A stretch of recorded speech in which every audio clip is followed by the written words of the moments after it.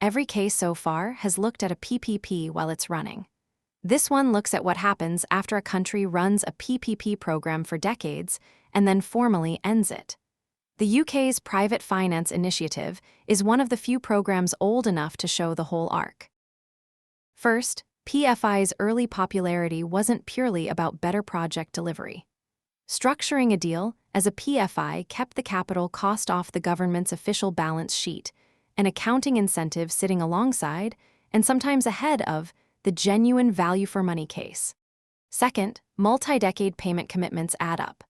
By the time new PFI deals stopped, over 700 contracts were still running, £60 billion in capital value, committing the country to roughly £199 billion in payments through the 2040s.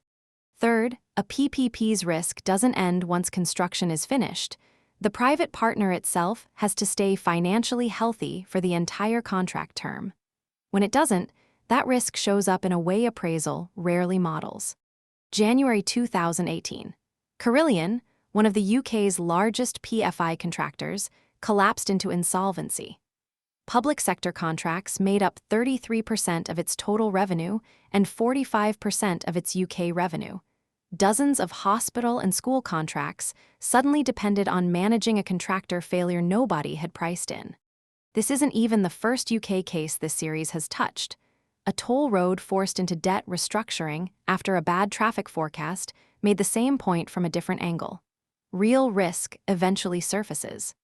In October 2018, citing value-for-money concerns and Carillion's collapse, the UK ended PFI's successor model for new deals entirely. Quick recap. Off-balance sheet accounting shaped PFI's early appeal, separate from real value for money. Multi-decade commitments compound far beyond the capital they built, and a private partner's own solvency is a risk that runs the length of the contract. 26 years after it started, the evidence caught up with the program. That's PPP Case Studies. UK FI, subscribe to follow the series.